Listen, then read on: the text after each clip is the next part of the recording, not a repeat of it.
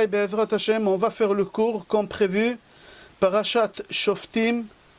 On va parler de la paracha et en même temps on va parler du mois de Elul, puisque là on va être Rosh Chodesh Elul demain et après-demain, 2 jours de Rosh Chodesh. Et notre paracha, Parashat Shoftim, toujours c'est la paracha qu'on la lit la première au début de Chodesh Elul. Là, ce Shabbat, Be'ezrat Hashem, c'est Rosh Chodesh Elul et on commence avec notre paracha. Alors, dans le Shla HaKadosh, dans le livre de Shla HaKadosh, Teluchot Abrit, il parle du pasuk qui est écrit dans le prophète Amos, dans le chapitre Gimel pasuk Chet. C'est marqué là-bas, Aryeh Sha'ag Miloïra. Le lion, quand il rugit, qui n'a pas peur? Qui n'a pas peur quand le lion il rugit? Qu'est-ce qui veut dire le mot Aryeh? Aleph, Resh, Yud, Hey. C'est le jour qu'on doit avoir peur, qu'on doit avoir la crainte. C'est quoi le Aleph? Elul. Resh, c'est Rosh Hashanah. Yud, c'est Yom Kippourim. Et Hey, c'est Hoshana Rabbah. C'est le jour qu'on va passer à partir de Rosh Hashanah, à partir de Rosh Chodesh Elul, jusqu'à Hoshana Rabbah. Jusqu'à Hoshana Rabbah. On dit Ana Adonai Hoshi'ana. Na, Nun Aleph, c'est 51. Il y a 51 jours depuis Rosh Chodesh Elul jusqu'à Hoshana Rabbah. Pendant ces 51 jours, quand le lion il rugit, on doit avoir peur, on doit avoir la crainte des jours des jugements.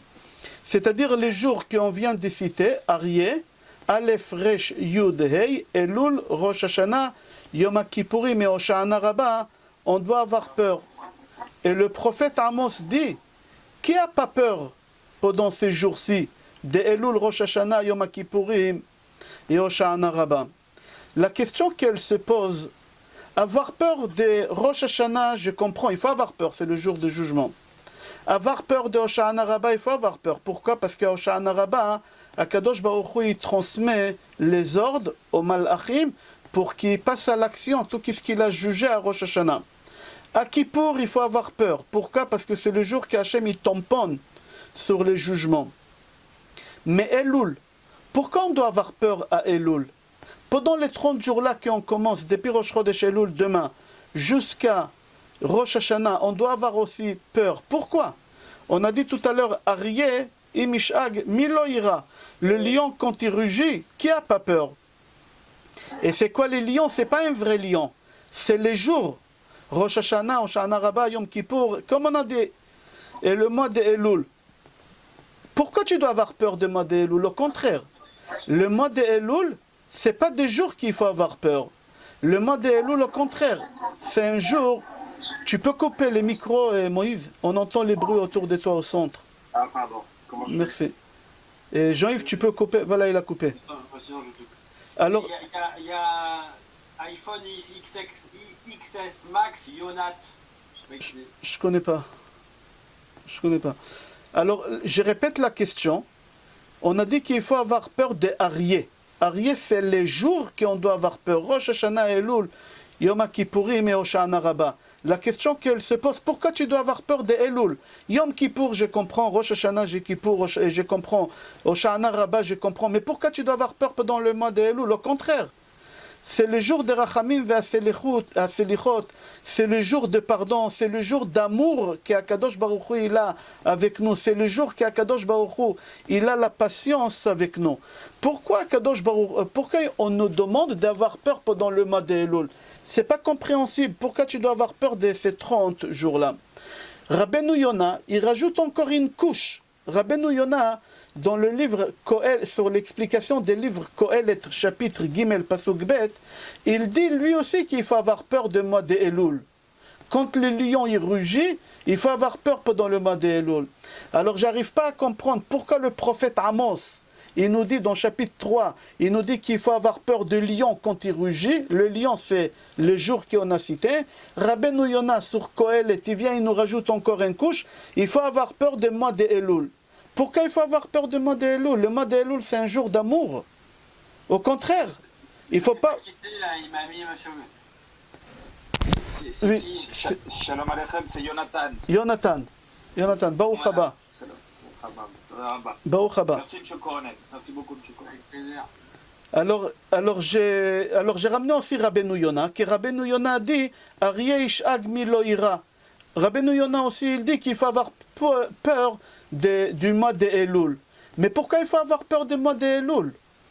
Le mois de Elul, au contraire, c'est les jours d'amour, c'est les jours des pardons, c'est des bons jours pendant le mois de Elul. Pourquoi tu dois avoir peur?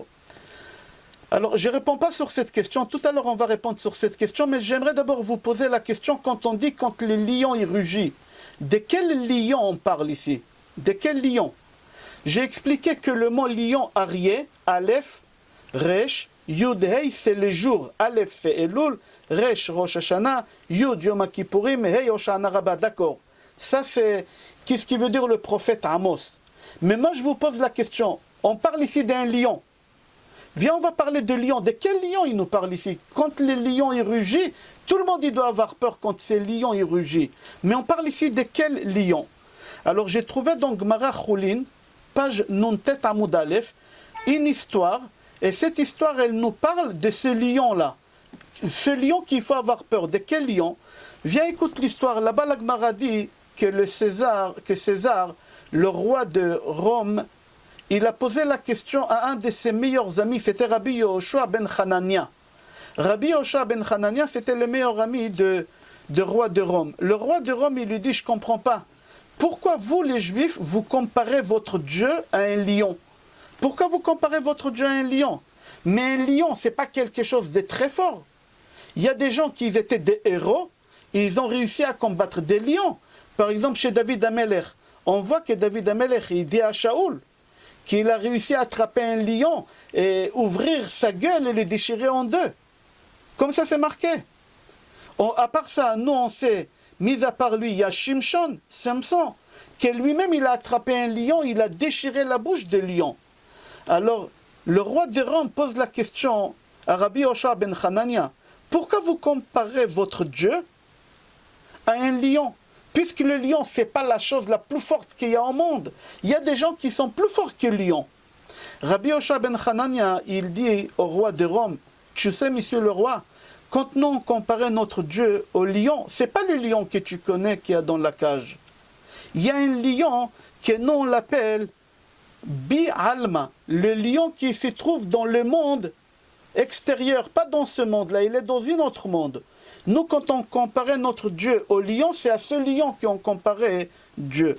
Qu'il n'y a aucun homme au monde, aucun héros au monde qui peut combattre ce lion-là. C'est à ce lion-là qu'on comparait Dieu. Où il se trouve ce lion-là? On a dit il se trouve dans les autres mondes. Il n'est pas chez nous, on ne le connaît pas ce lion. On va développer tout à l'heure. Mais on a vu déjà ce lion-là. Tu sais où on a vu ce lion-là? Dans le Slichot, on dit Misha'ana le Avraham, Misha'ana le Yitzhak, Misha'ana le Daniel Begouva de Ariafta. C'est lui qui l'a répondu à Daniel quand il était dans la fosse de lion. Vous savez, Daniel, il a été jeté dans la fosse de lion, comme ça c'est rapporté dans Yalkut Shimoni, par Darius. Darius, il a aimé beaucoup Daniel. Il a aimé beaucoup Daniel. Baruch haba. Il a aimé beaucoup Daniel, Darius. Mais les conseillers de Darius, ils étaient jaloux. Et comme d'habitude, toujours on a essayé de faire glisser le conseiller du roi, le juif. Toujours. Alors eux, ils ont cherché des solutions, comment éliminer Daniel. Proprement.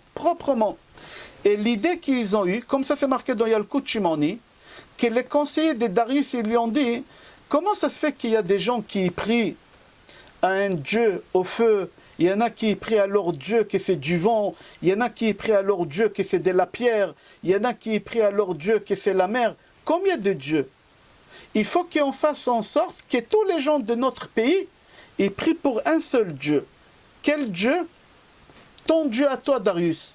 Eux, ils s'en foutaient pour quel Dieu? Leur but à eux, c'était quoi? De tuer Daniel, parce que eux, ils ont su que Daniel, jamais il va accepter de prier un autre Dieu à part notre Dieu. Alors ils ont fait un sale coup, comme on dit, à Daniel. Et Darius, il n'a pas compris. Il leur a dit, vous avez raison. À partir de maintenant, il a fait sortir une loi. À partir de maintenant, tout le monde y prie mon Dieu à moi. c'est lui qui ne prie pas mon Dieu à moi, je vais le jeter dans la fosse au lion. Ok, ils ont gagné. Ils ont commencé à observer Daniel pour voir est-ce qu'il continue à prier à Kadosh Baruch Hu, ou est-ce qu'il commence à prier au Dieu de Darius. Évidemment, Daniel, il n'a pas changé. Il a continué à prier à Kadosh Baruch Hu. Et Darius, il savait ça, mais il a caché l'œil, il n'a pas écouté. Jusqu'à qu'ils ont mis la pression tellement forte qu'il leur a dit, bon, je vais voir Daniel comment il prie. Et quand il est arrivé chez Daniel, il a vu que Daniel, il priait à Kadosh Baruch Hu. Et il a dit à Daniel, je suis obligé de te jeter à la fosse des lions. Comme prévu, je suis obligé de te jeter. Parce que c'est la loi, tu as transgressé la loi.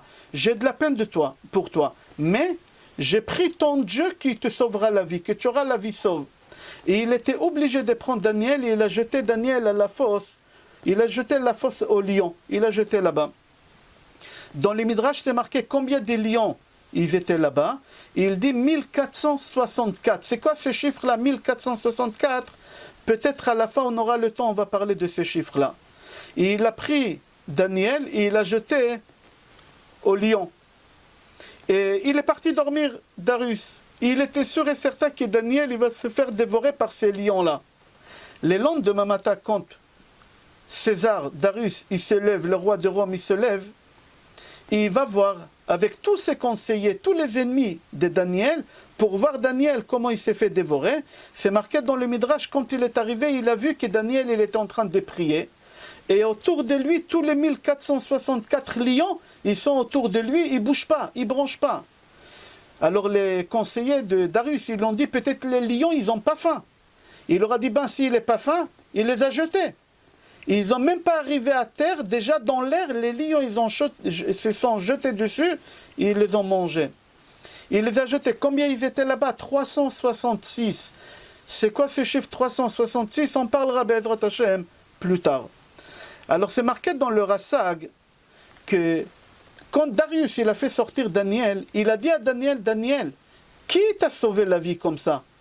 Alors Daniel il répond et il dit, Aria de Be'alia. C'est quoi Aria de Be'alia? Le lion qui se trouve dans les autres mondes. Le même lion qui rugit pendant le mois de Elul, Rosh Hashanah, Yom Kippourim et Hoshana Rabbah. Aryeh, Ishag, Milo ira. On a dit tout à l'heure, le lion quand il rugit, qui a pas peur? C'est quoi le lion? On a dit tout à l'heure qu'Amos il a dit Aryeh, Aleph, Elul, Resh, Rosh Hashanah, Yud, Yom Kippourim et Hoshana Rabbah. Ça, qu'est-ce qu'il dit Amos? Ici, le Rassag dit que Daniel, il a dit à Darius, il y a un lion qui se trouve dans les autres mondes. Alors on voit que ce lion-là, il a passé à l'acte à l'époque de Daniel. Déjà à notre époque, il est là. Pendant Rosh Chodesh Elul, à partir de demain matin, il va être là jusqu'à Hoshana Rabbah, et il va rugir. Et tu es obligé de te réveiller et de prendre conscience. Ok, jusqu'ici c'est le Midrash. J'aimerais reprendre la Gemara Choulin, page Nuntet Amud Bet. L'histoire de Rabbi Yehoshua ben Hanania avec le César. Alors le César demande à Rabbi Yehoshua ben Hanania, et il lui dit, j'aimerais voir le lion. Le lion que tu me parles, que tu me dis, c'est un lion qui se trouve dans des autres mondes. J'aimerais le voir. J'aimerais voir le lion de Bi'ilahi. Dans un autre monde, je veux que tu me le ramènes. Et il lui a dit, impossible, tu ne pourras pas résister. Rabbi Yehoshua ben Hanania, il dit au roi, tu ne pourras pas voir. Il lui dit, le roi, je t'ordonne de me le ramener. Je veux le voir. Il faut que je le voie. Alors il a dit, si tu veux, il n'y a pas de problème, je vais te ramener. Et Rabbi Yehoshua ben Hanania a pris, la Gemara raconte, c'est une Gemara. J'ai donné les références là-bas, la Gemara elle raconte et elle dit que Rabbi Yehoshua ben Hanania, il a demandé à Kadosh Baruch Hu de lui envoyer le lion qui s'y trouve Be'ilahi. Be'ilahi, c'est dans l'autre monde qui l'envoie. Et là-bas, la Gemara elle raconte, Ne'ekar Aryemim, comment le lion il s'est détaché du trône de Hachem. Vous savez, dans le trône de Hachem, il y a des images. Il y a le taureau qui c'est le roi des bêtes, il y a le lion qui c'est le roi des animaux, il y a la tête de Yaakov qui c'est le couronnement de tout, et il y a l'aigle qui c'est le roi de tout ce qui est volatile. Alors le lion, c'est ce lion-là, il s'est détaché du trône de Hachem parce que Rabbi Yehoshua ben Hanania il a demandé, et il est venu voir le roi de Rome. La Gemara a dit, il n'est même pas arrivé encore à peu près à 1500 km, il a donné un cri, le lion, il a rugi un cri très fort que toutes les femmes des Roms qui étaient enceintes, les bébés ils ont tombé de peur, ils ont perdu leur bébé. Ils ont tous perdu le bébé. Le lion il donne un deuxième cri et c'est marqué que tous les soldats qui étaient autour du roi, ils avaient les dents qui se sont arrachées. De peur, les dents ils ont passé, ils ont tombé. Le lion il s'approche à 300 par Saot. 300 par Saot, c'est à peu près 900 km. À 900 km, il donne encore un cri. Le cri, il était tellement fort que le roi de Rome, il est tombé de son trône. Et il avait peur, tellement il avait peur qu'il a dit à Rabbi Yoshua ben Hanania, je t'en prie, prie que le lion ne vienne pas. Je ne veux pas voir le lion, je ne peux pas. Alors là-bas, la Gemara, elle raconte que Rabbi Yoshua ben Hanania, il a prié que le lion, il retourne à sa place sur le trône de Akadosh Baruch Hu, et le lion, il est parti. Le lion, il est parti. Alors quand on dit Aryeh Ishag Miloïra, de quel lion on parle ici? On parle du lion. Mis à part que les lettres Aleph Resh Yud Hei, c'est les jours. Mis à part ça, il y a un vrai lion qui rugit. Mais nous, on ne l'entend pas parce qu'on ne veut pas écouter. Il commence à rugir à partir de demain. Jusqu'à Hoshana Rabbah, jusqu'à la veillée, il va rugir. Et on ne l'entend pas. Pourquoi on ne l'entend pas? Parce qu'on ne veut pas l'entendre. Viens voir ce qu'il écrit dans le livre Achaim, c'est le frère de Maharal. Il dit, il faut que tu saches que pendant les jours de Rosh Chodesh Elul, jusqu'à Hoshana Rabbah, il y a un lion qui s'appelle Diber Ilahi Shoeg. Il y a un lion qui se trouve dans l'autre monde, en haut, sur le trône de Hachem, qui rugit pendant ces 50 jours. Qui, il ne doit pas avoir peur de ces rugissements de ce lion-là pendant ces jours-ci. On est obligé d'avoir peur. Et Rabbeinu Yonah, il dit, le mois de Elul, c'est un mois qu'on doit avoir peur. Alors au début, vous vous rappelez, on a posé la question, pourquoi il faut avoir peur du mois de Elul? Il faut avoir peur de Rosh Hashanah, je comprends, c'est le jour du jugement. Il faut avoir peur de Hoshana Rabbah, je comprends, parce que Hachem, il transmet les ptakim. Akadosh Baruch Hu, il passe à l'ordre. Il faut avoir peur de Yom Kippourim, parce que c'est le tampon, je comprends. Mais pourquoi il faut avoir peur de Elul? De quoi tu as peur à Elul? Au contraire, Ani le Dodi, Vedodili, mon bien-aimé, il est là, et moi je suis à côté de mon bien-aimé. On parle ici d'amour, on parle ici de rapprochement, on parle ici qu'Akadosh Baruch Hu, il est avec nous, Akadosh Baruch Hu, il a de la pitié. N'oubliez pas en plus que mon cher Rabbeinu, il est monté aujourd'hui, mon cher Rabbeinu, il est monté au ciel pour nous ramener le deuxième tape de la loi, il est resté 40 jours. Donc 40 jours, c'est quoi? C'est Yom Kippourim. C'est-à-dire aujourd'hui, Hachem, il a dit à mon cher Rabbeinu, Salarti Kidvarecha. J'ai pardonné comme tu as demandé. Et là, mon cher Rabbeinu, aujourd'hui, il est monté pour ramener les deuxièmes tables de la loi. Il est resté 40 jours et 40 nuits à partir d'aujourd'hui. Donc 40 jours et 40 nuits, c'est Yom Kippourim. Alors si pendant le mois d'Elul, Hachem, il nous a pardonné, alors c'est des jours qu'il ne faut pas avoir peur. Alors pourquoi il faut avoir peur? Alors la réponse c'est quoi? Il faut avoir peur des rugissements de lion qui se trouve Behi'ilahi, qui se trouve dans les autres mondes. Quand lui rugit, tu dois avoir peur. Ça doit te réveiller, ça doit te faire prendre des consciences. Combien de temps Akadosh Baruch Hu nous donne pour nous préparer? À partir de demain Rosh Chodesh Elul jusqu'à Yom Adin, le jour du jugement Rosh Hashanah, on a exactement 30 jours. À partir de demain, on a exactement 30 jours. Hachem nous donne pour nous préparer. Alors, c'est lui qui s'est préparé, et il arrive au tribunal prêt, c'est très très bien. C'est lui qui ne s'est pas préparé pendant les 30 jours. Hachem, il va lui faire le reprochement. Pourquoi tu t'es pas réveillé? Le lion, il a rugi. Mis à part qu'il y a le chauffard qui sonne et tout, qu'est-ce que tu veux, slichot. Mais il fallait te réveiller. Pourquoi tu t'es pas réveillé? Qu'est-ce qui veut dire le mot Elul? Elul, c'est en araméen. Si vous prenez le dictionnaire araméen hébreu, le mot Elul, ça veut dire chercher. Chercher. Pourquoi Chachamim, ils ont appelé le mois de Elul chercher? Pour la simple raison que c'est le mois que chacun il doit faire un travail sur lui et chercher ses erreurs pour les réparer. Viens, on va voir. Rabbeinu Yerucham, le Rosh Yeshivat Mir, il explique ça en donnant un exemple. C'est une halakha. Écoutez une halakha. Aide-moi à écouter une halakha. Si quelqu'un il avait besoin de l'argent, qu'est-ce qu'il a fait pour avoir de l'argent? Il avait besoin de 100 euros. Pour avoir les 100 euros, il est parti, il a volé un vélo libre. Le vélo qui appartient à la mairie, ça coûte 300 euros. Il est parti, il a fait ce qu'il fallait faire pour qu'on ne reconnaisse pas. Il a changé la peinture, il a pris, il a volé. La police elle est en train de chercher celui qui l'a volé. Et lui, il dit rien du tout. Mais quand il a senti qu'on est en train de serrer, on arrive chez lui, mais on ne sait pas encore c'est lui. Mais on va arriver chez lui dans 48 heures. Lui, il savait ça. Qu'est-ce qu'il a fait de lui-même? Il est parti à la police, il leur a dit « Bonjour, monsieur la police, la personne que vous cherchez pour le vélo, c'est moi. Je reconnais l'erreur. J'ai volé. » D'après la loi juive, qu'est-ce qu'on doit faire à cette personne? On doit lui demander de payer le prix du vélo. Il n'y a pas d'amende. On ne lui donne pas de punition, il n'y a pas d'amende. C'est la halakha juive. Quelqu'un qui a fait une erreur, il reconnaît l'erreur, il demande pardon, on lui dit paye. Maintenant, la question qu'elle se pose, cette personne-là qui a volé le vélo, il n'est pas parti se dénoncer à la police. La police, ils l'ont attrapé. Ils l'ont puni, ils lui ont donné une amende. Ils ont raison, ils n'ont pas raison. Oui, d'après la loi juive, ils ont raison. Pourquoi? Parce qu'il ne s'est pas dénoncé. Si tu te dénonces avant, c'est bien. Si tu ne te dénonces pas avant, alors tant pis pour toi, tu vas payer l'amende. Il dit, Rav Yerucham Demir, il dit c'est la même chose. Si avant Rosh Hashanah, tu te dénonces de toi-même, et tu prends un papier et tu écris tous les péchés que tu as fait dans l'année, et tu dis voilà comment je vais réparer chaque chose, alors à Rosh Hashanah, tu ne passeras pas au tribunal. C'est-à-dire là, il nous donne un tuyau, en réalité c'est une Gemara. Amar Rabbi Eliezer, dan dina beladina, dina beladina.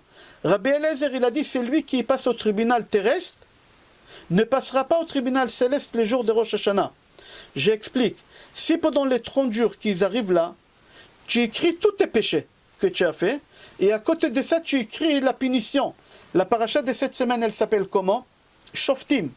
Veshotrim et des policiers. Shoftim, c'est des juges. Veshotrim et des policiers. Tu placeras à tes portes. De quelles portes on parle ici? Or Chaim HaKadosh, il dit les portes que tu as dans ton visage. On a 7 portes, les 2 yeux, les 2 narines, les 2 oreilles et la bouche. Si tu places des juges, et pendant le mois d'Elul, tu dis j'ai vu des choses que je n'ai pas le droit de regarder, tu marques. Tu dis j'ai entendu des choses que je n'ai pas le droit d'entendre. J'ai senti des odeurs qu'on n'a pas le droit de sentir par le nez. Oh, je me suis mis en colère. On se met en colère par les narines, comme ça on dit. Ou par la bouche, j'ai dit des choses, ou j'ai mangé des choses, et tu écris, tu marques la punition. Alors toi, tu deviens chauffette. Tu deviens juge, tu te juges toi-même sur tes mauvaises actions. Alors tu ne passeras pas au tribunal à Rosh Hashanah, parce que tu as passé ici. Maintenant, tu dois placer des policiers. Les policiers, c'est quoi? C'est la punition que tu t'es pris pour faire tchouva. Alors c'est quoi la punition de nos jours? C'est s'engager à se réveiller tôt pour aller faire slichot, ou à s'engager à rajouter sur les cours de Torah. Et tu mets des policiers, que tu t'endors pas le matin. Tu mets des policiers que tu iras au cours pendant tous les mois. Alors quand Rosh Hashanah il va arriver, et Hachem il voudra te juger, Hachem ne peut pas te juger. Parce que si tu as passé au tribunal une seule fois, tu ne peux pas passer sur la même affaire une deuxième fois. À part s'il y a un appel. Mais il n'y a pas d'appel ici. Aide-moi, maître Messika, tu es d'accord avec moi? Chez vous aussi, c'est comme ça dans les civils. Il secoue la tête, oui. Alors dans la halakha juive, c'est comme ça. Vous avez copié de chez nous. Ce n'est pas nous qui on a copié de chez vous. Alors je répète, si tu as passé au tribunal une fois sur une affaire, tu ne passeras pas une deuxième fois. Chez Akadosh Baruch Hu, c'est la même chose. Alors Rabbeinu Yerucham, il te dit, qu'est-ce que la Gemara dit? Amar Rabbi Eliezer dan dina beladina, dina beladina. Si tu passes au tribunal ici, tu ne passeras pas au tribunal là-bas. Mais si tu ne passes pas au tribunal ici, pendant le mois d'Elul, tu fais que dormir, tu ne te lèves pas à slichot, tu ne prends pas des cours de Torah sur toi, Akadosh Baruch Hu, il te dit, mon petit, le lion, il a rugi pendant 30 jours. Quel lion? Pas le chauffard. C'est une mélodie, le chauffard. Le lion de Be'ilahé, le lion qui se trouve sur mon trône, il a sonné pendant les 30 jours. Tu t'es pas réveillé. Akadosh Baruch Hu, il n'est pas content. Akadosh Baruch Hu, il n'est pas content. J'ai trouvé quelqu'un qui dit, si par exemple tu t'es endormi pendant les 30 jours, tu t'es endormi pendant les 30 jours, et les 30 jours arrivent, et tu as passé au tribunal, et ça a mal passé au tribunal. Et tu as pris conscience, Akadosh Baruch Hu, il annule la punition. De qui on apprend ça? Il y a une Gemara, Brachot, page E, Amoud Bet. Là-bas, la Gemara, elle raconte une histoire. Je ne vais pas la raconter parce qu'on a parlé de cette histoire. Celui qui veut voir l'histoire, il la regarde. Rav Huna, il était vigneron.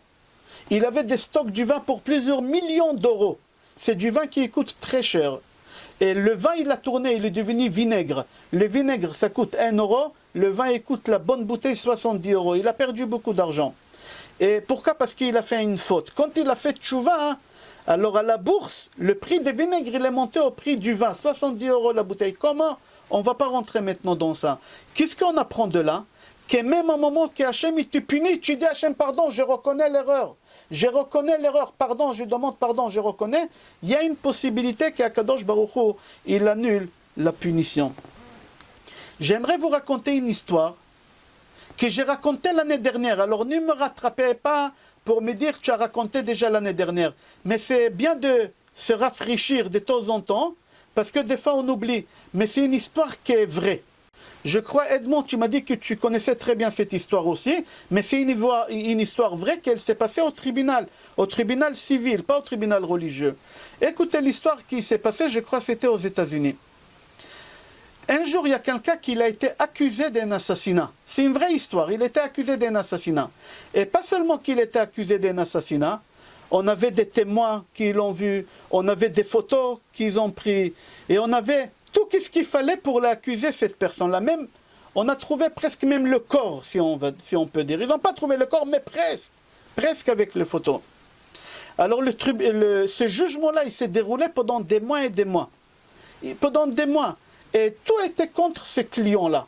Tout contre ce client-là. Celui qui on l'accuse, c'était noir pour lui. Le jour qu'on a donné l'autorisation à la défense de parler à l'avocat, à son avocat de parler, lui, il savait qu'il n'a plus rien à faire. Il y a des témoins, il y a des photos, on n'a pas besoin de plus que ça. Mais il fallait qu'il dise quelque chose, il ne peut pas rester comme ça. Il fallait qu'il dise quelque chose. Qu'est-ce qu'il fait, lui? Lui, il se lève, et il parle devant le tribunal, devant tout le monde.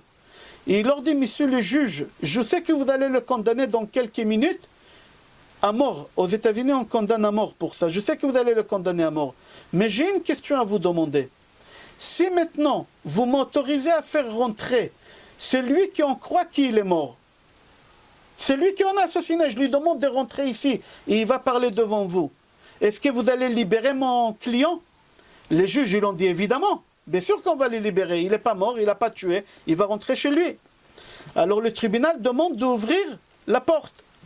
Ils ouvrent la porte, et là, l'avocat, il dit à celui qu'on a cru qu'il est mort, qui s'appelle David. David, tu peux rentrer. Tout le monde, ils ont regardé la porte, mais David, il ne rentre pas. Il dit, David, tu peux rentrer, mais David, il ne rentre pas. Après 2 minutes, l'avocat dit au juge, vous pouvez fermer la porte, il ne va jamais rentrer. Mais j'aimerais vous dire quelque chose. J'ai remarqué quelque chose. Que vous m'avez donné l'autorisation de faire rentrer celui qui en croit qu'il est mort, de le faire rentrer. C'est-à-dire que vous-même, vous avez une doute, est-ce que mon client c'est l'assassin, oui ou non? Parce que si vous étiez sûr et certain que mon client c'est l'assassin, vous m'aurez dit, qu'est-ce que tu vas nous ramener ici? Une doublure? Tu vas nous ramener... Nous, on est sûr et certain. C'est-à-dire, si vous m'avez autorisé de le faire rentrer, c'est-à-dire que vous-même, vous avez des points d'interrogation. Pour cela, je vous demande de libérer mon client. Alors les juges, ils étaient embêtés, ils ont rugi. Il avait raison. Ils ont dit, laisse-nous, on va se consulter pendant 15 minutes. Ils ont sorti, ils se sont consultés pendant 15 minutes. Après 15 minutes, ils rentrent. Les juges, ils disent à l'avocat, on a décidé fermement, à 200%, qu'on va le condamner à mort. Tu le veuilles et tu le veuilles pas, c'est lui l'assassin. Il leur a dit, pourquoi? Qu'est-ce qui vous dit que c'est l'assassin maintenant plus qu'avant? Ils l'ont dit pour la simple raison qu'on a visionné les vidéos de la salle. Et quand toi tu appelais à la porte, David rentre, tout le monde ils ont regardé la porte, à part une seule personne, le client. Ton client à toi, il n'a pas tourné la tête. Pourquoi? Parce que lui, il était sûr et certain que les clients, il ne peut pas venir parce qu'il a tué. C'est la preuve qu'il a tué ton client. C'est par les caméras qu'on s'est rendu compte. Alors, c'est ça qu'est-ce que j'aimerais vous dire. Tout celui qui prend, maintenant pendant les 30 jours, cette idée de retourner la tête et de regarder qu'est-ce que je dois réparer, il aura la vie sauve.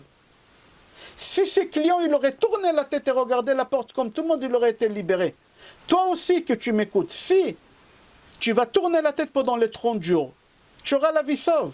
Mais si tu ne te réveilles pas, tu vas avoir des problèmes. Alors il te dit, Rav Yerucham de la Yeshiva d'Emir, il dit, prends conscience, réveille-toi. On t'a donné l'occasion de tourner la tête de l'autre côté, de regarder le droit chemin. Réveille-toi avant qu'on arrive à Rosh Hashanah.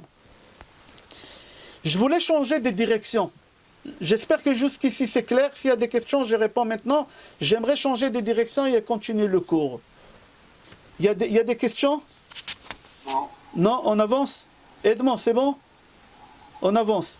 Ok, j'aimerais changer de direction et après on va faire un résumé avec la paracha et qu'est-ce qu'on a dit jusqu'à maintenant.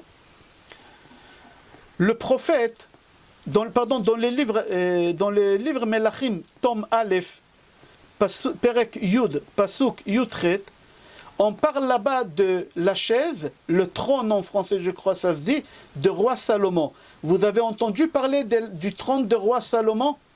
Vous avez entendu parler de ça? Non. Non. Alors je donne les références dans les livres Melachim, tome 1, chapitre Yud, Pasuk 18. Là-bas on parle de trône. Mais moi je vais vous ramener un midrash. Et que sur ce midrash-là, il y a Gaon Mivilna. C'est un midrash qu'Agaon Mivilna il a écrit sur Megillat Esther. Mais seulement en deux mots, dans les livres des rois, tome 1, c'est marqué là-bas que le trône de David, c'est marqué là-bas pas en détail, et c'est marqué là-bas qu'il avait 6 marches. Le roi Salomon, quand il voulait s'asseoir sur son trône, il fallait qu'il monte sur les 6 marches pour arriver là-bas. Venez, on va voir qu'est-ce qu'il a écrit le Gaon Mivilna sur le trône du roi Salomon. Dans Megillat Esther, il dit à Gaon Mivilna que le roi Achashverosh, ce roi-là, Achashverosh, qu'on parle de lui à Purim, il avait envie de fabriquer la même chaise que le roi. Il avait la folie des grandeurs. Il a voulu construire la même chaise que le roi Salomon. Alors il est parti chercher, c'est marqué dans Yalkut Shimoni aussi, qu'il a demandé qu'on lui fasse la même chose, la même chaise. Comment cette chaise elle est arrivée chez Achashverosh en Perse? Comment elle est arrivée? Alors c'est marqué dans le Midrash, quand Nebuchadnezzar il est parti détruire le Beth Amikdash, il a exilé les Béné Israël, il a fait un tour par l'Égypte. Et la chaise elle était en Égypte. Et d'Égypte il l'a pris, et comme ça la chaise elle est arrivée en Babylonie et après en Perse. Et là-bas c'est marqué que cette chaise-là, elle avait 6 marches, et les 6 marches ils sont couverts avec des pierres précieuses, avec des pierres de couleur rouge, vert, c'est des diamants, des pierres des diamants. Et il raconte ici en détail comment ça éclairait, comment c'était magnifique. Et il dit là-bas, Ve'ilanet marim ekifin lakissé, et des palmiers, des dattiers qui entouraient le trône. Le trône il était très très grand. Et il dit, et sur leur tête ils avaient des pans. C'est un oiseau qui a beaucoup de couleurs en français. Pan, ça te dit quelque chose? Un pan, oui. Un pan. Il avait des pans là-bas. Ils avaient là-bas des aigles. Ils avaient là-bas des lions. Sur chaque marche, sur les 6 marches, sur chaque marche, il avait 2 lions. Et sur la tête de chaque lion, tout ça s'était fait en or et en marbre. En vrai marbre, pas le marbre qu'on a aujourd'hui. Et sur la tête des lions, ils avaient un poteau en marbre. Et sur le poteau en marbre, il y avait des aigles. Et sur l'aigle. Et comme ça, c'était sur les 6 marches. C'était les 6 marches. Et c'est marqué là-bas qu'ils avaient des vignes qui mettaient de l'ombre. Et c'est marqué là-bas les lions aussi, mis à part les lions qu'on a parlé, ils avaient sur chaque 2 marches, il y avait des lions creux, qu'à l'intérieur on les remplissait avec des parfums. Ça sentait très très bon. Ils étaient remplis de parfums. Et quand le roi Salomon y montait, les parfums ils sortaient, les odeurs ils sortaient. Et mis à part ça, sur le trône de David, il avait 6 fauteuils au nord, à sa droite et à sa gauche.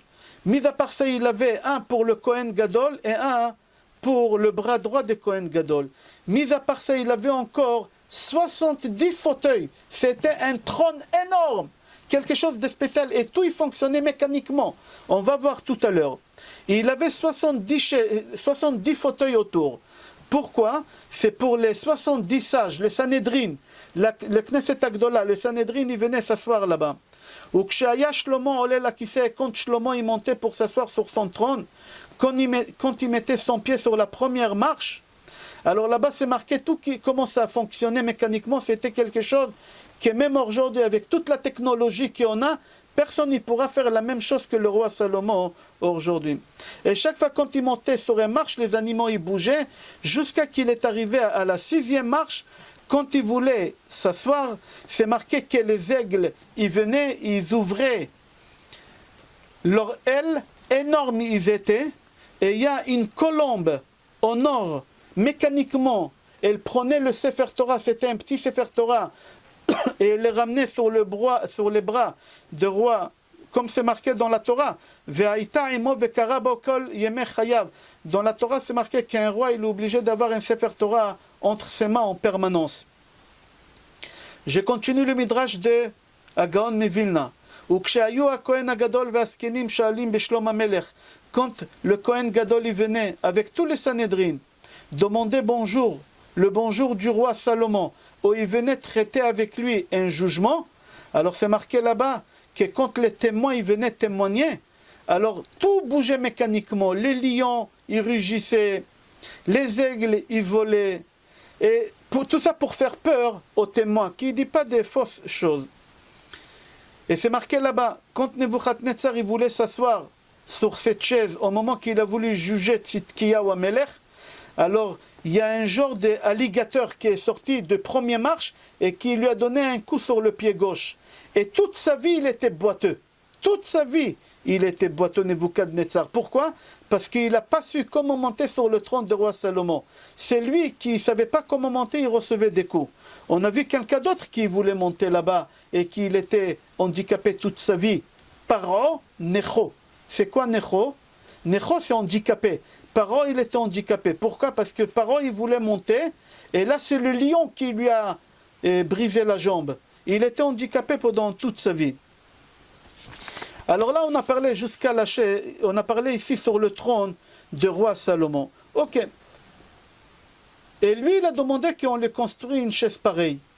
Mais personne n'a su construire la même chaise. Personne. Les seules personnes qui pouvaient construire la même chaise, c'était les Juifs qui habitaient dans la ville.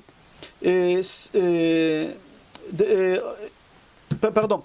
Il dit à Gaon Mevilna que les spécialistes pour fabriquer la même chose qu'il avait le roi Salomon, c'est les Juifs qui habitaient à Suz. Suz, c'est Shushan. Shushan. Et Shushan, c'était une petite ville. C'est même pas une ville, c'était un village. Il y avait là-bas quelques familles juives. Et comment ça se fait dans la Megillah, c'est marqué, Gaon Mevilna pose la question que c'était la capitale des 120 pays, tu imagines?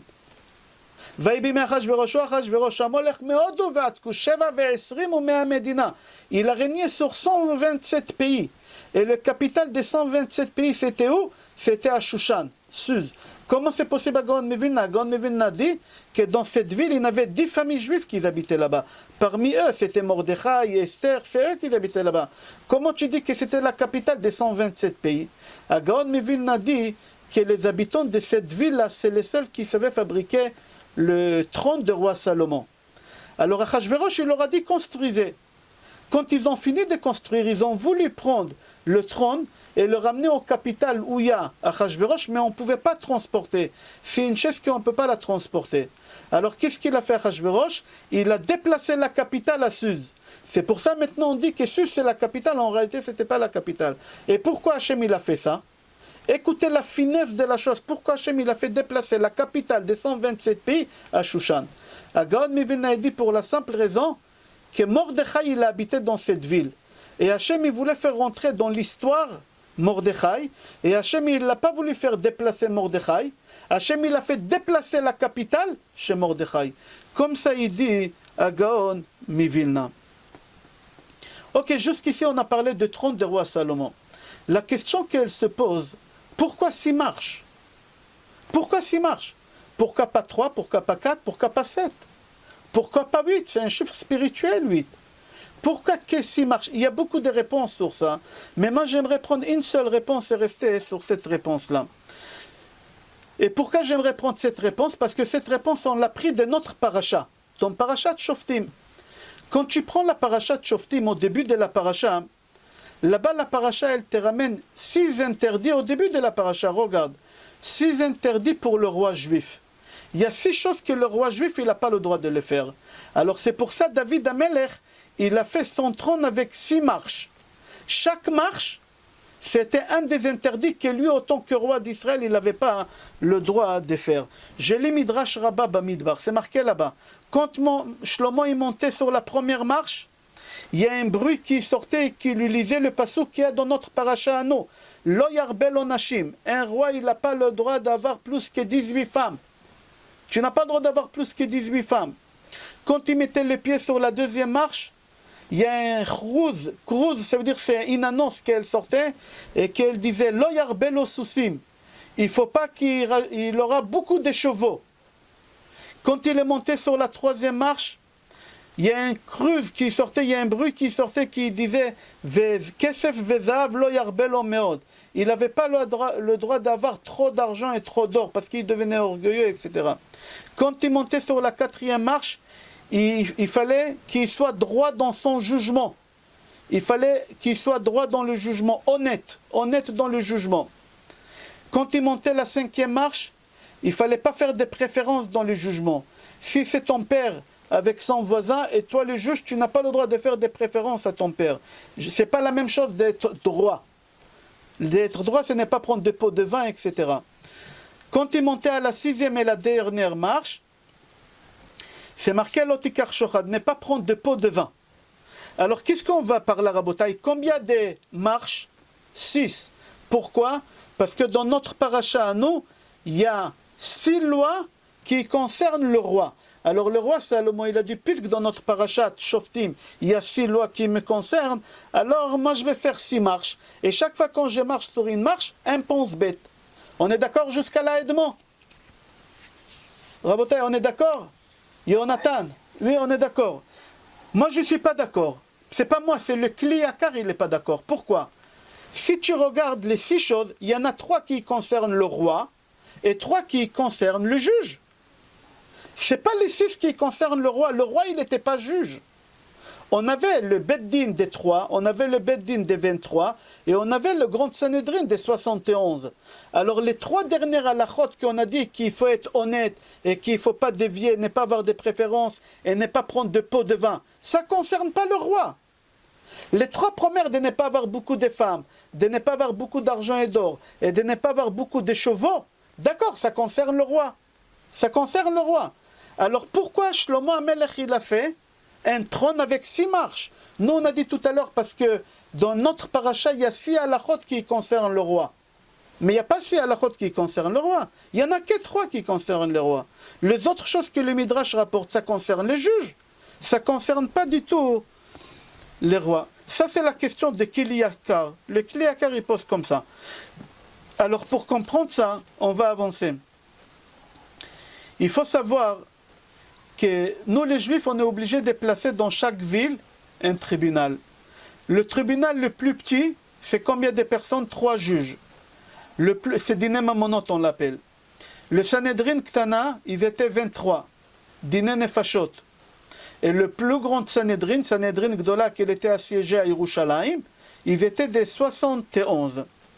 Alors je lis la Mishnah, je donne les références, comme ça vous pouvez voir la Mishnah après seul, parce que la Mishnah elle est longue, et je n'ai pas le temps de lire toute la Mishnah, je vais lire uniquement ce qui nous concerne dans la Mishnah. Alors la référence de la Mishnah, c'est rapporté dans Mishnah Avot, chapitre 4, Mishnah 22.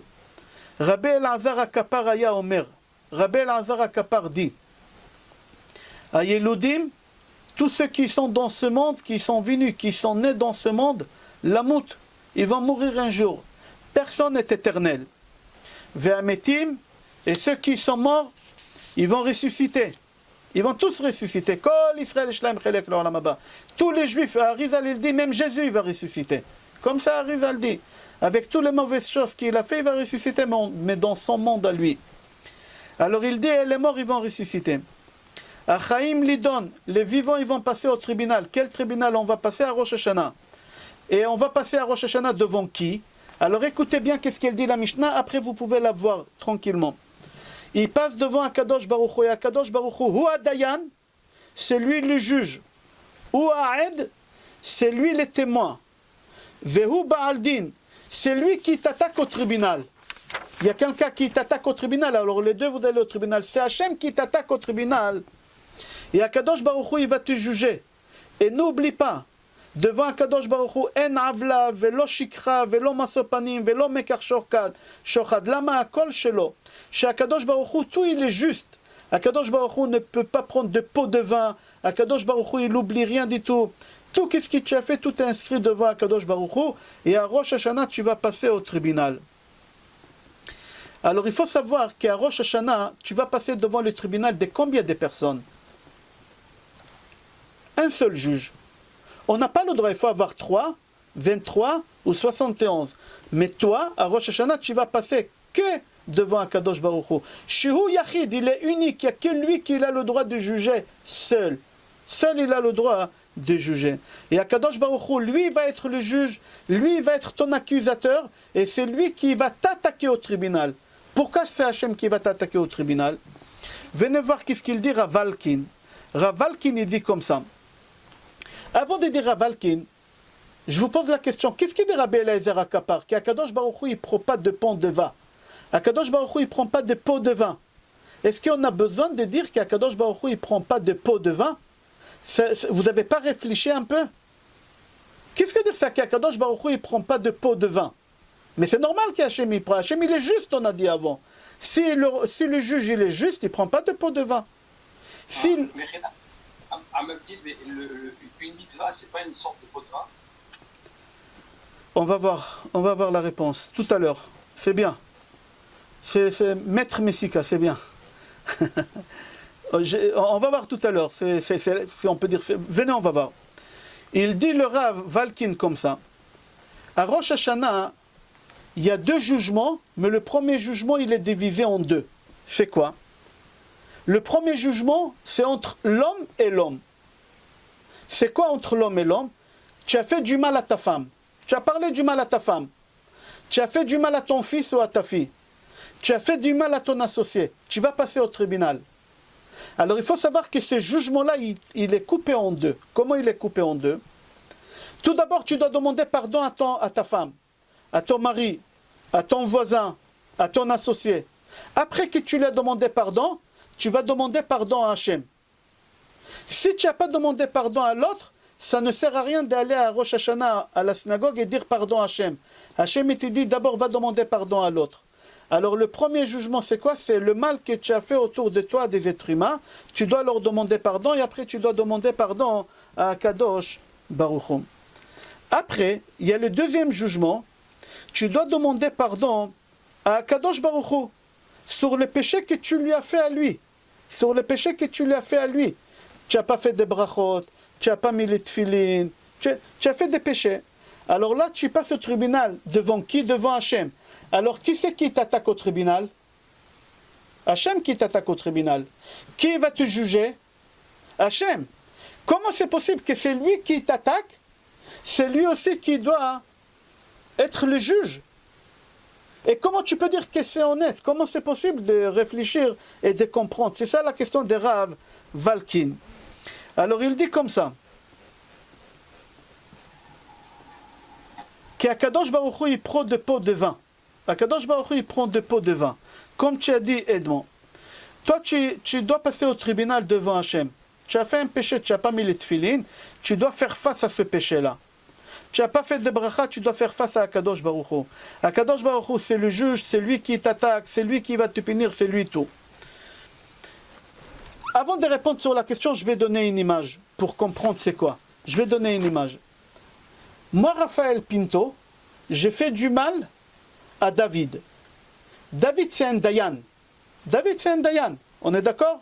Moi, Raphaël Pinto, je suis un juif simple. J'ai fait du mal à un Dayan. Maintenant, moi, je ne veux pas que le Dayan m'attaque au tribunal. Qu'est-ce que j'ai fait? Je vais lui acheter un cadeau. Je vais lui acheter un verre de kidouche en argent. J'ai le droit ou je n'ai pas le droit? C'est un problème. Il est juge en même temps. Et en même temps, c'est lui qui va m'attaquer. Alors il est les deux en même temps. C'est la situation qu'on se trouve à Rosh Hashanah. À Rosh Hashanah, on a Akadosh Baruch Hu qui on a fait du mal à lui.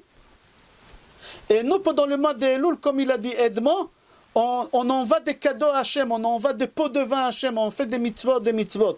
On a le droit ou on n'a pas le droit? Ça peut arriver dans la vie de tous les jours. Tu as fait du mal à ton Dayan. Et avant que le Dayan il t'attaque au tribunal, tu lui donnes du pot du vin. Tu as le droit ou non? Oui. Pourquoi? Parce qu'il ne t'a pas attaqué encore au tribunal. Tant qu'il ne t'a pas attaqué au tribunal, on ne l'appelle pas encore juge. Alors tu peux lui donner du pot du vin, tant que tu n'es pas attaqué encore au tribunal. Non, c'est la même chose. Quand est-ce Hachem il va devenir le juge?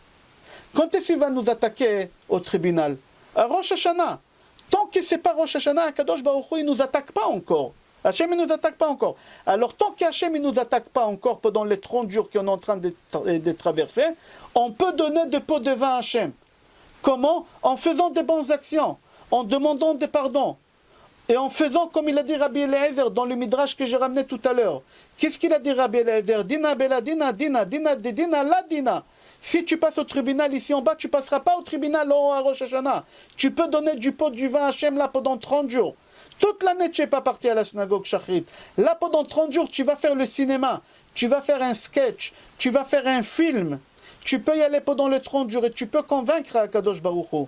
Tu peux convaincre Akadosh Baruch Hu. Tu peux lui donner du pot du vin autant que tu veux. Lui, Akadosh Baruch Hu, il prend du pot du vin. Pourquoi? Parce qu'il a le droit. Tant qu'il ne t'a pas attaqué encore au tribunal. Jusqu'à quand tu peux faire ça? Jusqu'à Rosh Hashanah. Rosh Hashanah arrive, c'est trop tard. Akadosh Baruch Hu, il devient quoi? Il devient Dayan. Et un Dayan, un juge, il n'a pas le droit d'accepter de pot de vin.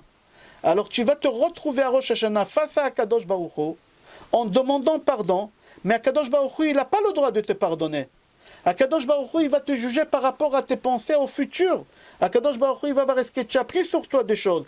Est-ce que tu as essayé de prendre un peu de conscience par rapport à tes actions. C'est comme ça qu'Akadosh Baruch Hu, il va te juger à Rosh Hashanah. Pourquoi Akadosh Baruch Hu, il nous donne 30 jours, Edmond? Pourquoi 30 jours? Je t'appelle parce que tu es sur le grand écran, on ne te voit que toi par rapport aux autres. Pourquoi 30 jours? Edmond, toi tu es avocat. Quand le juge chez vous, il donne des choses pour régler une amende, c'est combien de temps? C'est pour qu'on répare chaque chose qu'on a fait chaque jour. Pourquoi 30 jours? Parce que dans un mois, il y a 30 jours et qu'on répare... Il y a des mois qui y a 29 jours et il y a des mois qui y a 30 jours, pas tout le temps. Parce qu'il y a une règle dans la loi juive chez nous, pas chez vous dans la loi civile. Dans la loi religieuse, c'est marqué, quand tu as demandé à quelqu'un de faire quelque chose, le juge, par exemple, toi tu as chez toi un arbre qui pousse tordu, qui rentre dans le jardin de ton voisin, il fait tomber des feuilles toute la journée. Et il t'a attaqué au tribunal. Le tribunal, il te dit, monsieur Messika, on a décidé qu'il faut couper l'arbre. Combien de temps tu as pour couper l'arbre? 30 jours. C'est le minimum qu'on doit donner à quelqu'un. Le minimum. C'est le minimum d'après la halakha. Si tu as fait quelque chose et le Bedin, ils veulent que tu répares la chose que tu as fait, alors on te donne minimum 30 jours. À Kadosh Baruch Hu, c'est exactement la même chose. À Kadosh Baruch Hu, il te dit pendant un an, tu t'es mal comporté. Je te donne 30 jours pour te mettre sur le droit chemin. Et on se verra au tribunal. Si tu t'es redressé pendant les 30 jours, tu ne passeras pas au tribunal, tout est OK. Si tu t'es pas redressé pendant les 30 jours, alors tu passeras à nouveau au tribunal le jour de Rosh Hashanah. C'est ça le travail qu'on doit faire à Rosh Hashanah. Rabotai, pour comprendre ça, et on finit avec ça, comme ça fait 1 heure pile. C'est une parabole que je vous ai racontée, je crois, il y a 2 ans.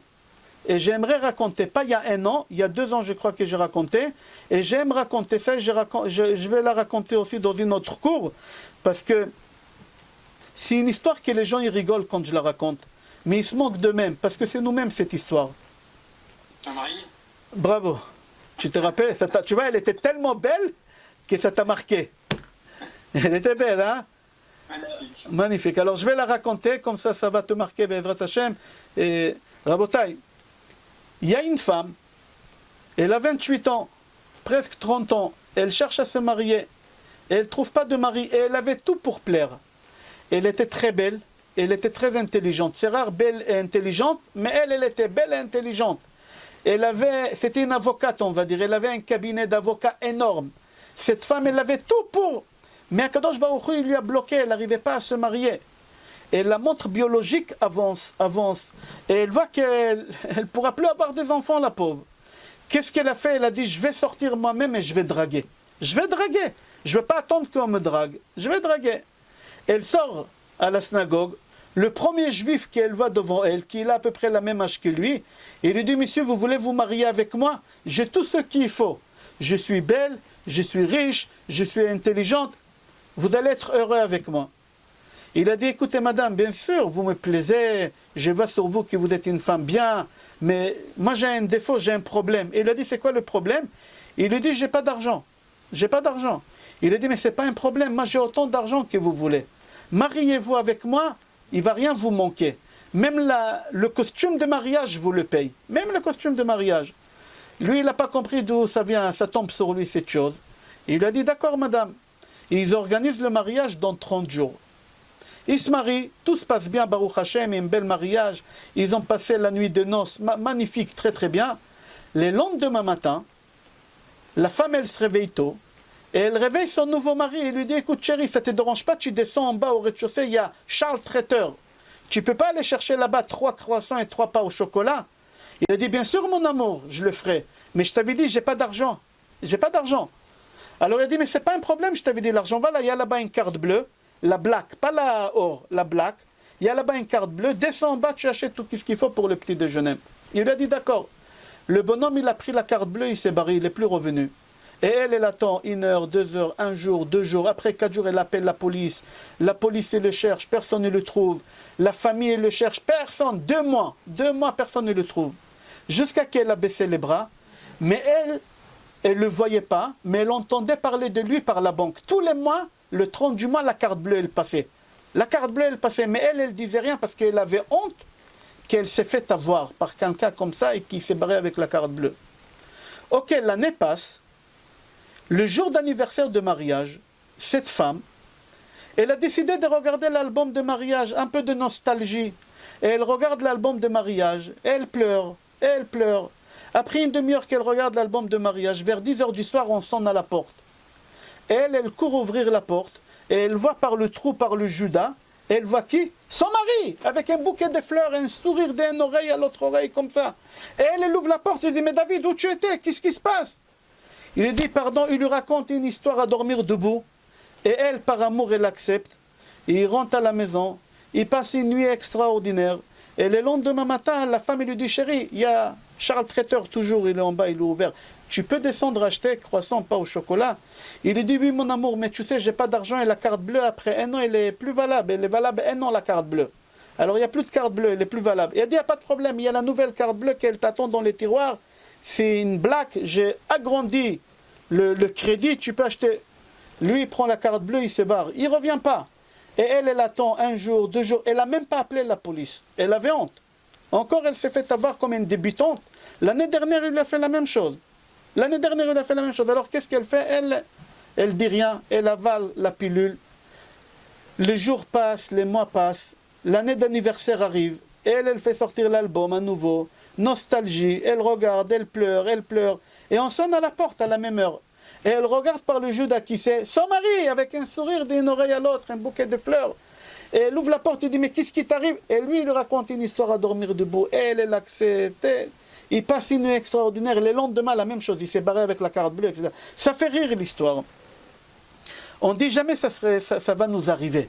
Le problème, c'est que ça nous arrive exactement chaque année. Chaque année, ça nous arrive à Rosh Hashanah. Chaque année à Rosh Hashanah, on va à la synagogue. Et on demande à Kadosh Baruch Hu, Hachem, la parnassa, Hachem, la santé, Hachem, les enfants, Hachem, s'il te plaît, une carte, pas bleue, pas la or, la black, une année comme ça, une bonne année, Hachem, s'il te plaît, des bons chiffres d'affaires comme ça, avec ma femme, qu'on sera heureux, qu'on aura la paix avec les enfants. Et à Kadosh Baruch Hu, il te donne. Les lendemains de Rosh Hashanah, on ne te voit plus. Tu as disparu de la circulation. Hachem il dit, mais qu'est-ce que... Mais Hachem il entend parler de toi, la carte bleue elle passe, l'argent qu'il t'a donné, tu débites. Et tu as oublié Hachem, ni tfila shachrit, ni mincha, tu les fais, chad v'shalom. Je ne dis pas qu'on ne le fait pas, on le fait. Mais à la maison seule tu le fais. Mais pas minyan, pas rien du tout. L'année s'écoule et la nouvelle année arrive, Rosh Hashanah. Et tu arrives à la synagogue à nouveau, comme l'année dernière, avec un sourire là, un beau sidour de Rosh Hashanah, un beau marzor de Rosh Hashanah, tu arrives à la synagogue, et Hachem il te dit, mais David, où tu étais toute l'année? Et tu lui racontes une histoire à dormir debout. Et Akadosh Baruch Hu, il avale la pilule, et tu lui dis dans la prière, Hachem, s'il te plaît, Bane, chaye, umzone, bane, les enfants, la vie, la santé, la parnassa. Et Akadosh Baruch Hu, il te dit, tiens mon fils, prends mon fils. Et Akadosh Baruch Hu, il te donne. Il a grandi encore les crédits par rapport à l'année dernière, il te fait confiance. Et toi, tu as trahi encore Akadosh Baruch Hu. Et encore, c'est l'année dernière et l'année d'avant, c'était comme ça et ce sera encore cette année. Mais cette année, on est obligé de prendre conscience. On n'a pas le droit de faire une chose pareille. Pourquoi? Parce que le Satan, il est là. Et il dit à Kadosh Baruch Hu, ne l'écoute pas. C'est un menteur. Comme ça, il dit le Zohar à Kadosh. Dans le cours qu'on a fait hier, vous pouvez le trouver sur YouTube ou sur mon site courravpinto.com. Le cours d'hier ou d'avant-hier. Tous les jours, je mets un cours sur la paracha. Là-bas, le Satan dit à Kadosh Baruch Hu, parce que le Satan, c'est qui? C'est Anachash Akadmoni, c'est le serpent. Le serpent, c'est le mensonge. Ce monde-là, on l'appelle Olam HaSheker, le monde de mensonge. Là-bas, j'explique avec Adam Vechava, la pomme d'après le Sod. J'explique dans le cours d'hier là-bas. Alors le serpent, il va être devant Kadosh Baruch Hu à Rosh Hashanah, quand on va sonner le chauffard. Et toi, tu vas crier Hachem, Chaye, Bane, Umzone, je veux la vie, je veux la santé, je veux les enfants, je veux la parnassa. Et là, le Satan, il va dire Hachem, c'est un menteur celui-là. L'année dernière, il a crié la même chose. L'année dernière, il a promis la même chose. Est-ce qu'il a tenu la parole? Il n'a pas tenu la parole. Pour qu'on ne se trouve pas devant Hachem avec une situation pareille. Et c'est marqué. Dover Sheker, Loïkon, le Negeda'enai. C'est lui qui parle de mensonge. Je ne peux pas le regarder. Il ne peut pas se mettre debout devant moi.